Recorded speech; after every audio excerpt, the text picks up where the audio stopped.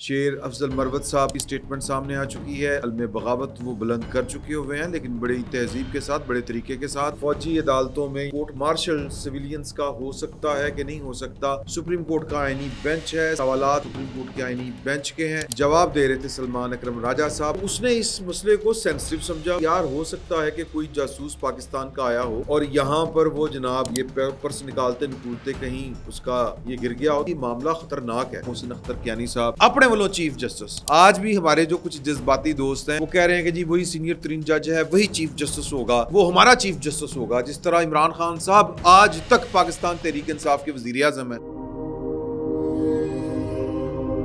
बिस्मिल्लाहिर्रहमानिर्रहीम, अस्सलाम वालेकुम। मैं सैयद इमरान शफकत आपकी खिदमत में हाजिर हूँ। तैयब अर्दगान साहब पाकिस्तान तशरीफ ला चुके हैं।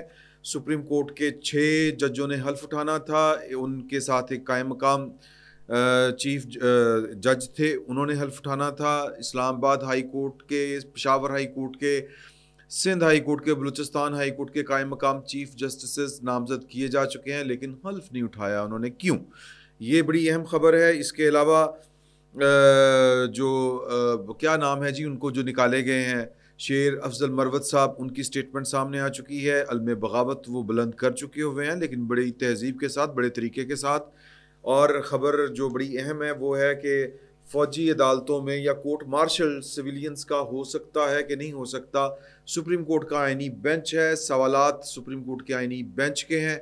जवाब दे रहे थे सलमान अकरम राजा साहब। सलमान अकरम राजा साहब के पास जस्टिस मुसर्रत हलाली साहिबा और दीगर जज साहिबान के सवालात के क्या जवाब थे, ये बड़ा अहम है। लेकिन इन सब से हटके जो सबसे अहम खबर है और दिलचस्प खबर है, जिसके बेइंतहा पहलू हैं, वो खबर आपको बड़ी लाइटर सी लगती है और बड़ी मज़े ले लेके वो सुनने वाली खबर है। और वो खबर है कि पाकिस्तान का टेरर, पाकिस्तान का टैका, पाकिस्तान की जो कहते हैं ना वो जब रात होती है तो वो 100 मील के 10 कोस माँ बच्चे से कहती है सो जा नहीं तो गब्बर आ जाएगा।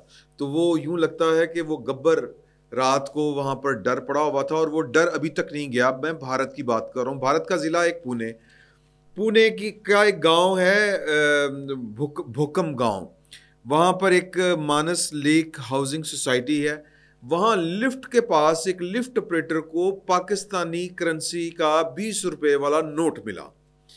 अब वो नोट बाबा कायदे आज़म देख के, वहाँ पर तो होती है ना जी वो गांधी साहब की तस्वीर होती है, तो हमारे कायदे आज़म की शक्ल देखते ही उनके तोते उड़ गए। उन्होंने कहा नोट कितों आया? तो उस जो है ऑपरेटर, लिफ्ट ऑपरेटर, उसकी अकल ने काम किया। उसने कहा कि ये कोई मामूली बात नहीं है। हमें तो ये अब इसका बड़ा मज़ा आ रहा है ना, ये वाली पूरी खबर अगर आप सुनेंगे तो आप लोट-पोट हो जाएंगे, आपको मज़ा आएगा। लेकिन उनकी परेशानी का आप आलम देखिए कि वो गब्बर सिंह से किस तरह घबराते हैं। तो वो जनाब वो परेशान हो गया। अब उसके परेशान होने की वजह बड़ी स्वीयर थी। मैं समझता हूँ कि उसको कोई ना कोई अवार्ड मिलना चाहिए। जो वो जो ऑपरेटर है, सहदेव यादव उसका नाम है, सारे यादव ही इंदर हैं। अच्छा चले, बहरहाल तो उसको कोई मेडल मिलना चाहिए हुब्बुल वतनी का, जिम्मेदारी का। उसने जनाब फौरी तौर के ऊपर इस मामले को सीरियस लिया। क्यों लिया? अब ये सवाल है। समझदार आदमी था, क्योंकि वहाँ से 18 किलोमीटर दूर जो है वो एक भारतीय फ़ौज की नेशनल डिफेंस एकेडमी है। जिस तरह हमारे है ना काकूल एकेडमी, वहाँ पर 18 किलोमीटर जो है वो उनकी है। वहाँ पर एक अकेडमीज़ में से एक अकेडमी वहाँ पर है।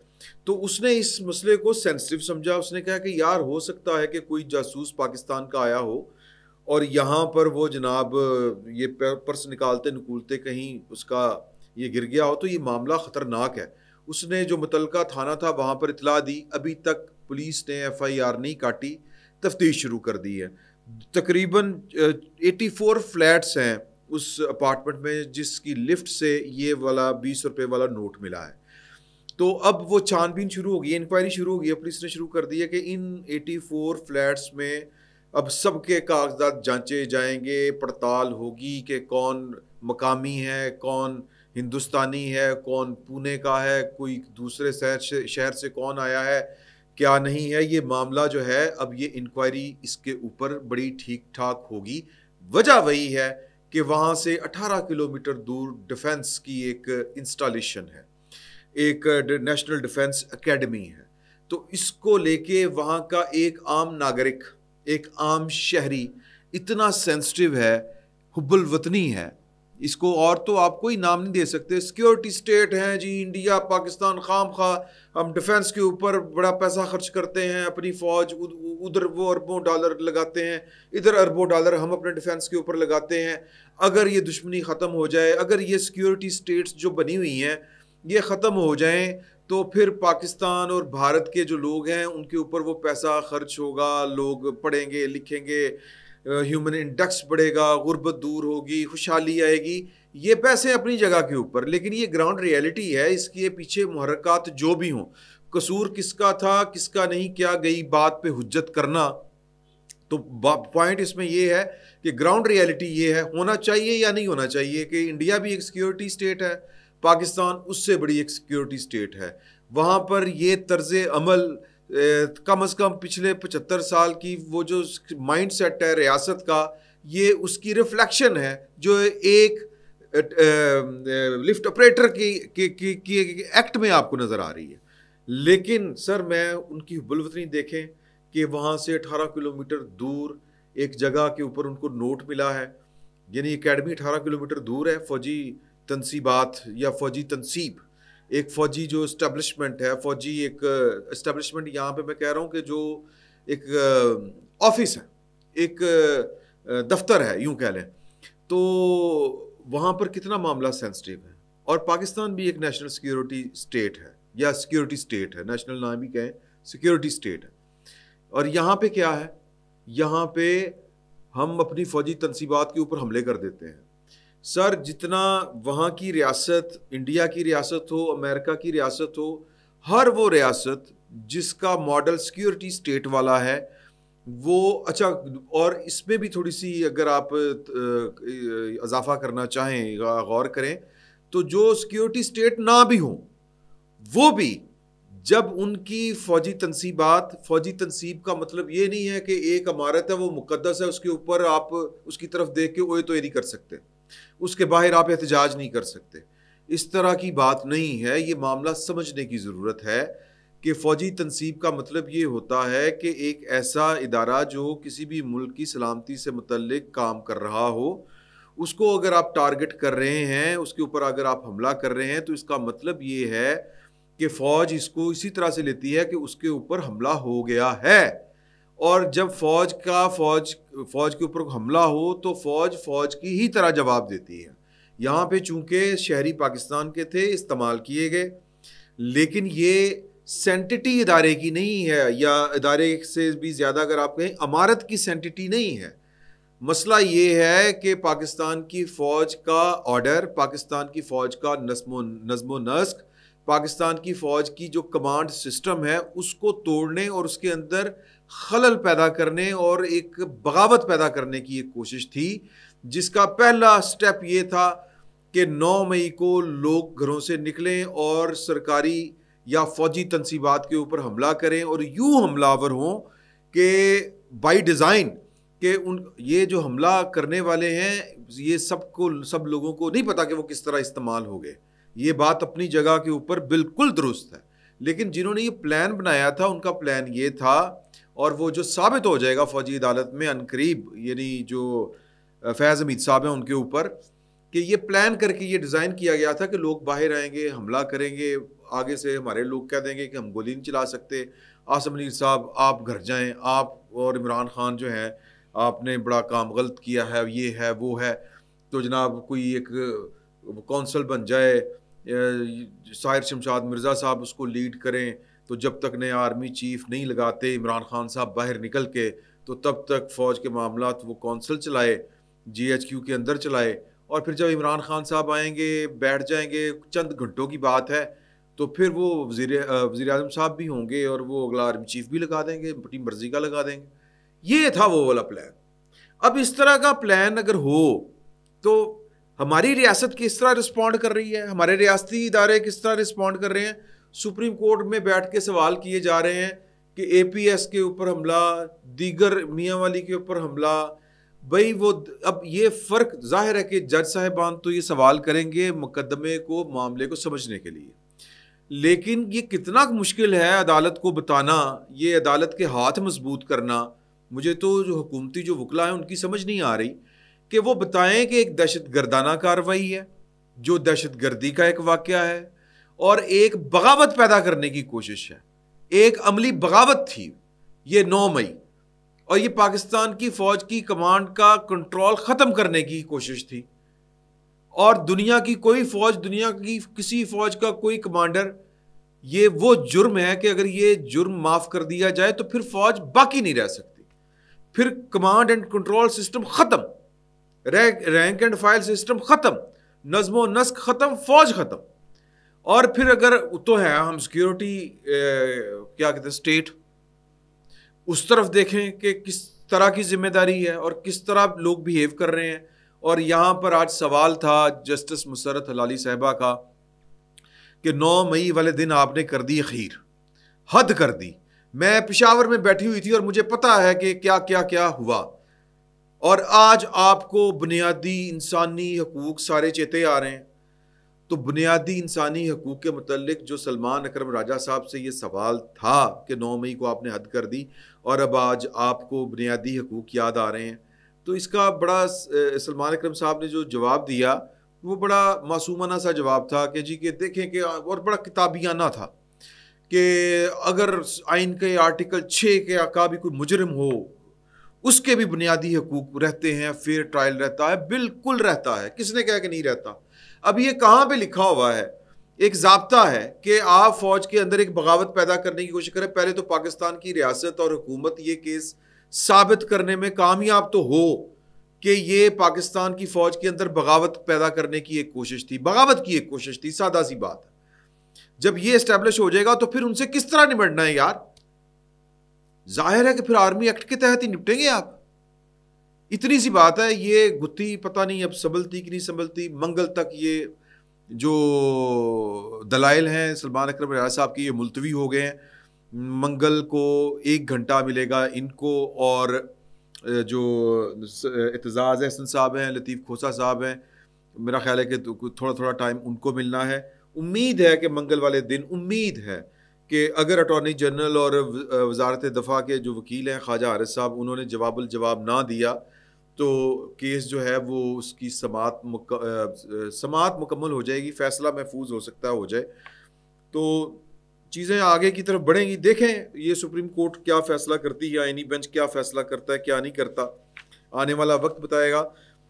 لیکن آج قانونی موشگافیوں کے اوپر بحث ہوتی رہی عدالت میں اور 18 تاریخ تک یہ والا مقدمہ چلا گیا، اس کی سماعت چلی گئی. دوسرا معاملہ یہ ہے کہ آج حلف اٹھانا تھا قائم مقام جو جسٹس ہیں، چیف جسٹس ہیں اسلام آباد ہائی کورٹ کے، نہ صرف وہ بلکہ 4 دیگر ہائی کورٹس کے جج صاحبان نے بھی بطور قائم مقام چیف جسٹس کے طور کے اوپر حلف اٹھانا تھا. نام ان کے لکھے ہوئے ہیں اور اگر آپ وقت کا ضیاع نہ سمجھیں تو میں آپ کو یہ نام پڑھ کے سنا دیتا ہوں. جناب ہائی کورٹ کے لیے، ظاہر ہے اسلام آباد ہائی کورٹ کے لیے محمد سرفراز ڈوگر صاحب، اور بلوچستان ہائی کورٹ کے لیے جسٹس محمد اعجاز سواتی. سندھ ہائی کورٹ کے جج جو ہیں جسٹس جنید غفار، یہ قائم مقام انہوں نے بننا تھا، انہوں نے حلف اٹھانا تھا. اور پشاور ہائی کورٹ کے لیے ایس ایم عتیق شاہ صاحب نے قائم مقام چیف جسٹس کا حلف اٹھانا تھا، لیکن یہ آج حلف نہیں اٹھایا جا سکا.